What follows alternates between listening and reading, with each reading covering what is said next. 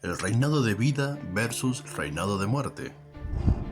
Dios le bendiga, mi hermano. En esta oportunidad vamos a ir estudiando con respecto a la justificación mediante la sangre de Jesucristo, cuya sangre es derramada para la expiación a todas las personas que creen en su nombre, y también lo que es la redención, es decir, nos compró a precio de sangre. Quiero hacer un recordatorio que no podemos dar la enseñanza de media hora a una hora en 2 minutos. Por lo tanto, voy a tratar de ser lo más breve posible para tratar de explicar lo que fue la justificación. Y una vez dicho esto, empecemos. Muchos recordarán que el imperio de la muerte nació en el tiempo de Adán, pues eso lo hemos visto en el episodio número 1, o la enseñanza que hemos dado con respecto al nacimiento del imperio de la muerte.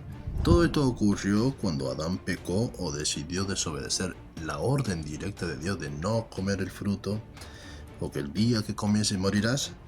Entonces, cuando él peca, entró en el mundo del pecado e introdujo la muerte. De modo que la muerte se extendió a todas las personas porque todos pecaron. Es decir, que se empezó a transmitir el pecado. Y la prueba de eso, Caín, el hijo de Adán, mató a su hermano Abel.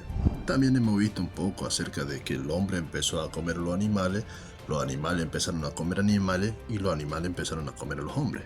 Y también hemos aprendido que mientras más grande la ciudad, más grande es el cementerio, porque la evidencia de que somos pecadores es el simple hecho de ser mortal. Y hemos visto en el episodio número 2 que el pecado entró por un hombre.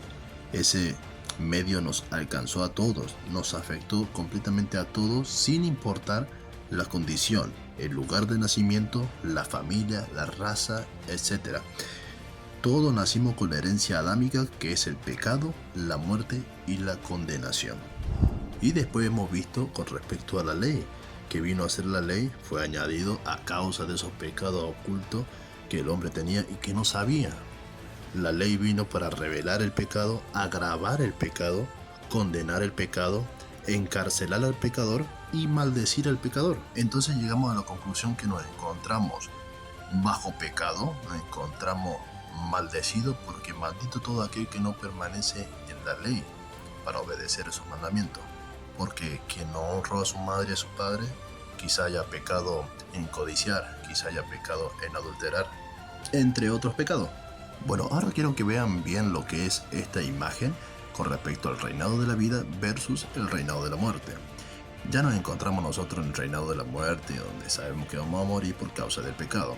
Pero ahora Cristo es la luz que vino al mundo, Él es el pan de vida, Él es la palabra de Dios, el verbo hecho carne, y el mensaje de Cristo es: vine a salvar lo que se había perdido.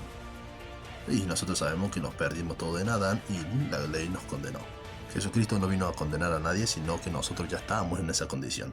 Así que en el reinado de la muerte nos encontramos, ahora necesitamos recibir la palabra, el nuevo nacimiento, cuyo estudio vamos a ver próximo, es la palabra introducida en el corazón. En Colosenses capítulo 1, versículos 12 al 13, el Señor nos ha librado de la potestad de las tinieblas y nos trasladó al reinado de su amado Hijo. En este apartado simplemente vamos a ver que todo aquel que no reciba a Cristo como su Señor y Salvador sigue en tiniebla, y la ley que nos condenó aún está presente. Veamos a Jesucristo ahí tirando la semilla en el corazón de la persona. La semilla, según San Marcos capítulo 4, es la palabra de Dios. La simiente de Dios es su palabra. Por eso que el Señor mandó a predicar el Evangelio a toda criatura. ¿Por qué? Porque el nuevo nacimiento se da por la palabra de Dios implantada en el corazón de la persona, la que por el Evangelio habéis oído.